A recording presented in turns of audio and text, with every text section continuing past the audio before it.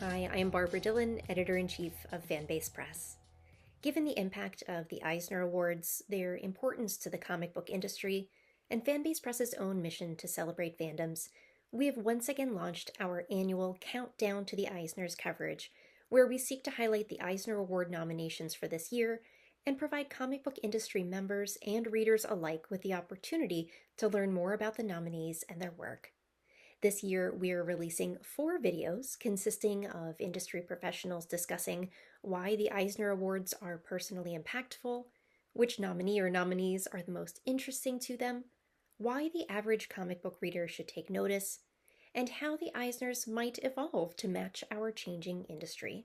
Thank you so much for watching.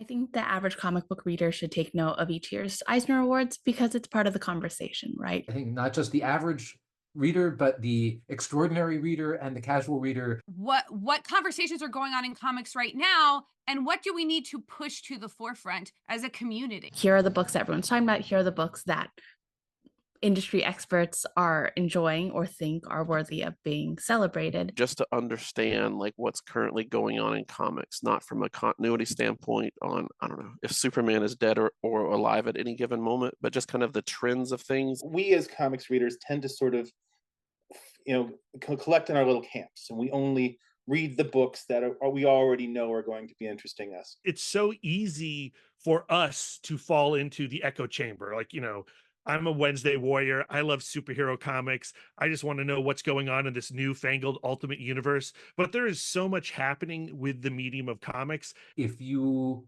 have your favorites as a comics reader, just take a look down the list of what else is nominated in the category of the kind of stuff that you like, and you may discover a new favorite.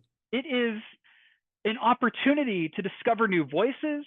It's or at least voices who are new to you. New styles, new genres that you never considered before. It's an opportunity to branch out your reading interest, your intellectual interest. I'm always usually up to date on graphic medicine works or memoirs, but I'm often behind on superhero comics or what the latest horror thing that's catching everybody's eye is. Of course, not really my genre, but I'll occasionally pick one up. There are so many categories within the Eisners beyond even just comics. There's traditional books about comics in the Eisners, and those are often overlooked by comics fans and are usually worth reading. But so the Eisners give me a chance to see, oh, these are some highlights from the year. So if I wanted to actually catch up on what's in like the comics reader zeitgeist, I could, use the list as a way to do that. And the average reader could do that too. So the Eisners are basically the Oscars of the comic industry. It is the equivalent to like a Pulitzer or, an Academy. There's a lot of excitement around it. These nominees are a reflection of the high regard of their fellow comic creators. If they're nominated for an Eisner Award, that means that there are quite a few people who believe that they have value. This isn't everybody's favorite comics, but this is a group of experts deciding what is the best comics. The judging for it is really thoughtful, and everybody that's nominated, whether or not you win the award, is worthy of your attention, because there's all kinds of really thoughtful, great work that's being done, and sometimes not in the most obvious locations. There are tons of recommendations you can get from other fans, from friends, from professionals, but it's one thing to see that this award is based on the opinions of creators' peers, those who know what really happened behind the curtain, and they look at that and they're like, this person gets it. This person is doing it well and represents us, with the excellence that we want to be represented. But even just the general public who are looking to make a purchase for their own family, and they'll know that those books are vetted by comics professionals, librarians, and people in the know. It's actually really interesting to see people in the fandom, see some of their favorite things get nominated or what they feel is snubbed. They also recognize and acknowledge that award shows are not for everybody.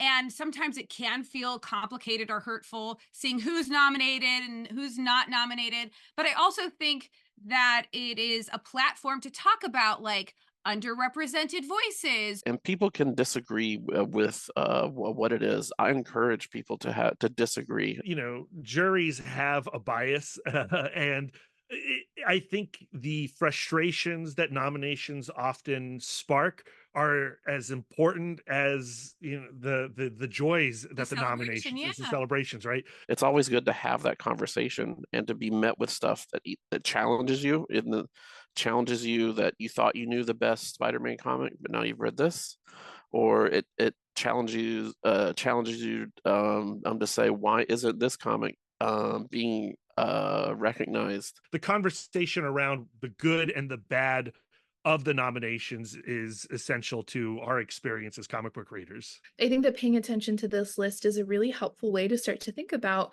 what are some of the categories and just creators in particular whose work perhaps is recognized for the first time, recognized time and time again, and how do these really give us a kind of larger library to start to build and ideally start to share with other people in our lives as well. And it helps us focus our attention and our sales technique as a retailer to the books that industry wants to promote, and in turn leads to longer customer appreciation of our product. I don't want to say it puts a kind of finger on the pulse exactly, because there's so much kind of beyond the Eisners that recognizes the vitality of the comics book space. You know, we have our own awards, for instance, with a lot of indies have our awards. I've actually created some awards categories, as you know.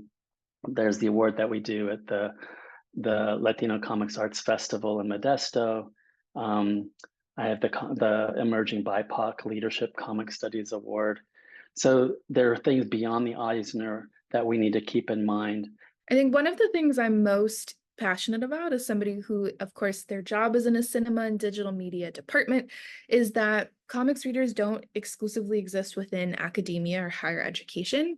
And it's really exciting for events that are, of course, connected to San Diego Comic-Con to really factor in how does the larger public engage with and become fans of comics and comics book media. And it gives you a list of, in a way, what have been judged, at least preliminarily judged, to be the top creatives at the cutting edge of this incredible cultural phenomena that is comics. It just opens up a whole new world of readership to you. And I believe that's the exact same answer I gave last year, but it's true. This is like recommended reading from a group of experts that you can trust. The shareability of the list, so to speak, is really exciting because it's an easy way to shout out creators, both on sort of the academic side and on the creative side, and both together. Any librarian who maybe isn't familiar with comics will use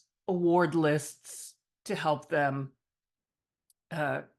create content or have content for their libraries. It also creates a sort of conversation starter that it becomes quite easy to say, oh, have you read this comic? It was recognized as a nominee at the Eisners. If you can take the time to sort of go through the nominations, go through the award winners, and maybe pluck out a couple of things that you might not buy on your weekly trip to the comic shop, or at the, you know, pick up from your favorite publisher's table at the convention, you could really expand your understanding of comics as a medium. I think that readers should try to push themselves to read something from the nomination list, or maybe like one from each category outside their normal area of comics reading interest. Fans can learn from the work of people that they've never even heard of before. That was a huge gift that I feel like my time as a judge gave me, was that I was exposed to comics that I would probably never have known about. That's why I try to get as many of them in as I can to the library, because I think it's important that people see that these are excellent books, and to see the wide range of the kinds of comics that win these awards and get nominated. I mean, when we say that there's a comic for everyone and comics are for everyone, most of the time that list really encompasses something that you will find and enjoy, or at least come to appreciate or learn something from. And so I think that even the most casual, you know, someone who only reads superheroes all year or only reads nonfiction all year, I think should branch out and take that opportunity. I love the fact that the Eisners bring joy to the comics industry.